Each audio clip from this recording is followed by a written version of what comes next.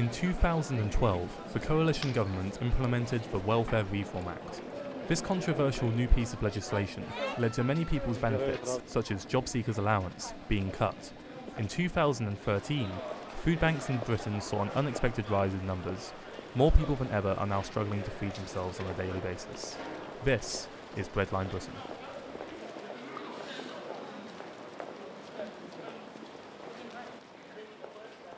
But how are food banks coping with this rise in people? And more importantly, how are people who are living on benefits and using food banks managing to survive?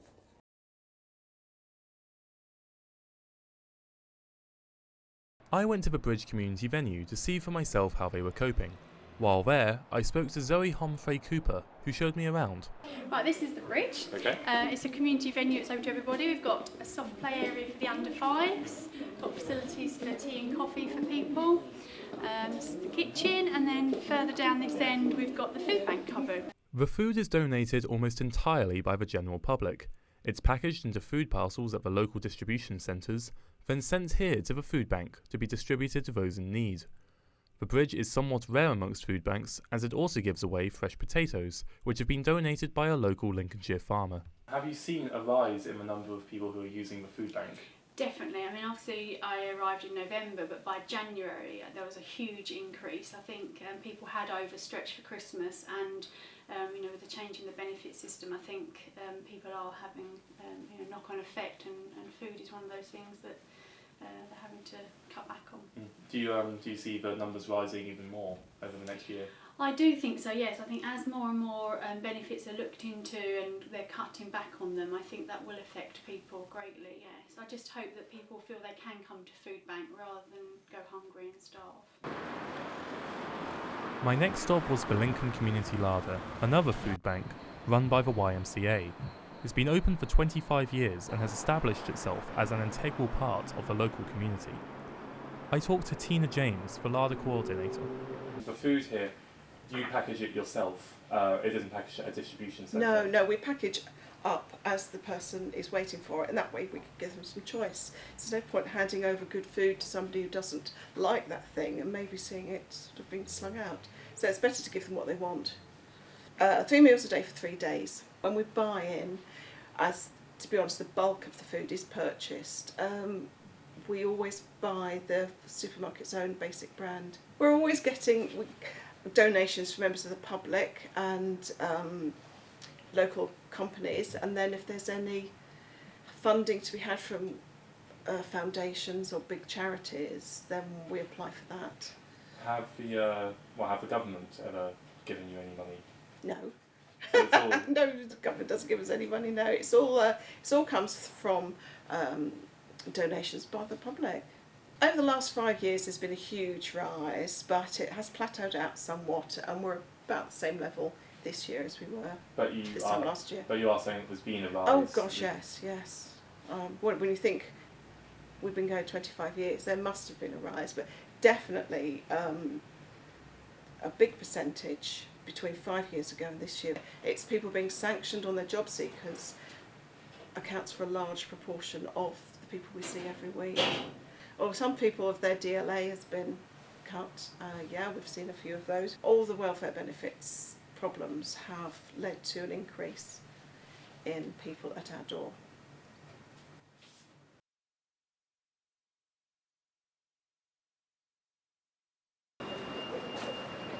For those living below the breadline, is there a way out? I talked to Bruce Thompson from the Methodist Church and Lucy Rigby, the Labour parliamentary candidate for Lincoln, to find out. Food bank use has tripled in 2013, and this comes after the Welfare Reform Act in 2012. Do you believe that there is perhaps a correlation between the two things? Well, it would be an extraordinary coincidence if it had nothing to do with it, because it certainly took a huge spike in 2013. As you say, it went up phenomenally during that period. I think part of the reason being the fact that there's a backlog of people being able to claim benefits. Once the changes came into being, there's a cash flow problem. I think the most important thing is that when people are hungry, they are fed. As it is, the churches and other agencies find people hungry, And if we don't meet that need through food banks and other means, then we will be irresponsible, neglecting our brothers and sisters in our neighbourhoods. But preferably, we should not even have the need to produce a food bank. As soon as this coalition government came in 2010, cuts of various types started happening. One particularly big change for people was when tax credits were cut back.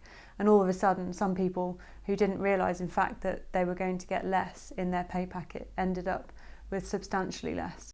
Families with two parents who are working are still struggling to make ends meet. And you know, if you're in work, then you should be earning enough to live on. It's as simple as that, and people just aren't. I very, very much hope that that trend reverses itself. That, for example, we see increases in the minimum wage, and I'd like to see big increases for what it's worth, such that the minimum wage actually became a living wage. But until we see changes like that, I don't think that this situation is going to improve. What we have to remember is that the majority of people who are receiving food aid are not out of work. The majority of people receiving food aid are in work, but on a very low paid job. So if we gave people not the minimum wage, but a living wage, make sure people are paid appropriately for what they do instead of kept at the bare minimum. I attempted to interview Lincoln's MP, Carl McCartney, for his opinion on the matter. However, after constant attempts to contact his office, I was eventually told that Carl didn't have the time to be interviewed.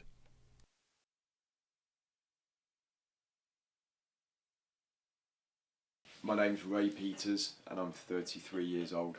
How long have you been receiving benefits now? Since January of this year. So getting on for 4 months. What benefits do you receive specifically? Just contribution-based job seekers allowance. Yeah. How often have you found yourself relying on the food bank for support? Over the years, since finding out about them 5-6 years ago, say, good number of times I would say, but not without taking the mickey. You know, just small number, average number.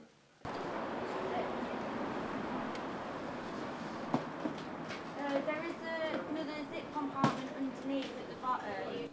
It's such a help, you know. It is such a help.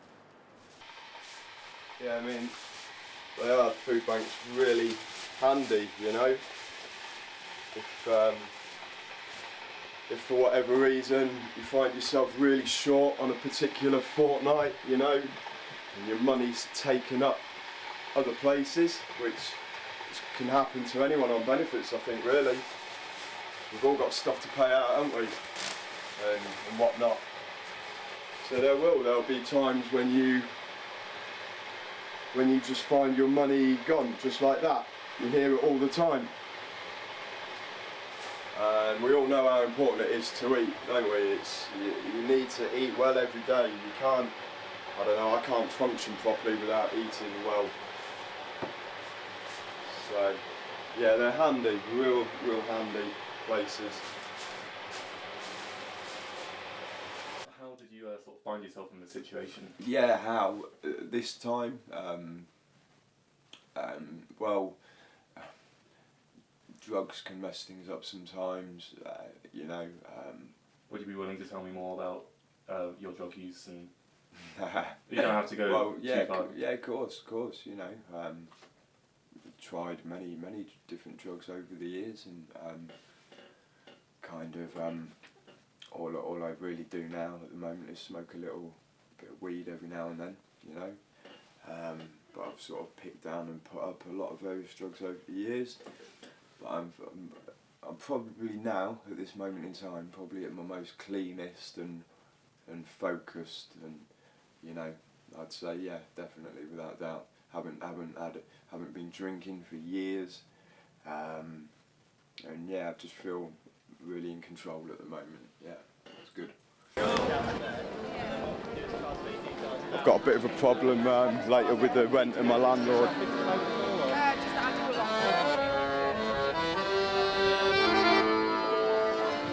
my landlord is going to want 295 quid rent.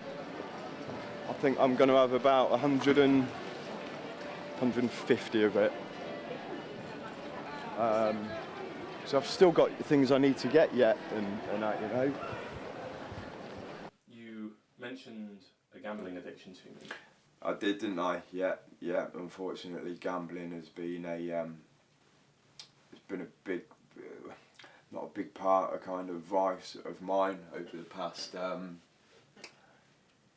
or 5 years. Do you believe that the cuts that have happened to the welfare system have affected you directly? Me directly? No. I'm not one who complains about the welfare system and the state of it. You know, I know there are many problems in the country that need addressing, they need sorting, nothing gets done about them. I don't complain about the amount of money received, because I just think, you know, the government aren't going to pay you loads for not working, so I'd say the person gets the right amount. It is hard to live on it. I think people who are on benefits don't really live.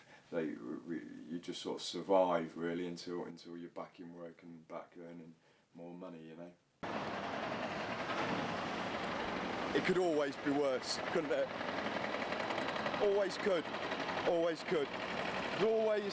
I do think to myself, often, there are always people out there in worse positions than yourself. Always. And like, every day, man, I'm just grateful to have, I said this to my girlfriend the other night, but like, I'm just grateful every day for having like 2 arms and 2 legs and that, you know?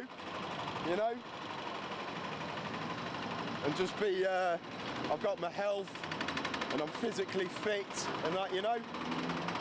So, I am grateful for the small things in life. How is the job search going at the moment?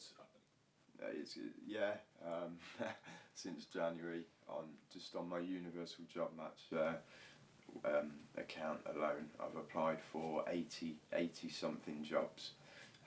So I think that January, February, March roughly works out 1 a day, roughly. But I've had 1 interview out of 80. That's just on my universal job match account though. That doesn't include shops I've gone into, businesses I've gone into and asked, CVs and spec letters I've sent off, phone calls I've made. So that doesn't include any of that. So you're well over 100, you know, and 1 interview. I try not to look at myself as being poor, or I don't know, because we've got so much people in this country. I think, I don't know, we've got so much compared to other people in other countries. So yeah, we're not poor, but at the same time, sometimes I think in life, if you want to make money, it helps if you've got money. And I think those of us with very little money, it makes it very hard to make money. So I do think, you know, a lot of people in society are at a severe disadvantage of sort of bettering themselves. But then saying that, it's up to the individual to sort of turn their life around and make something of themselves.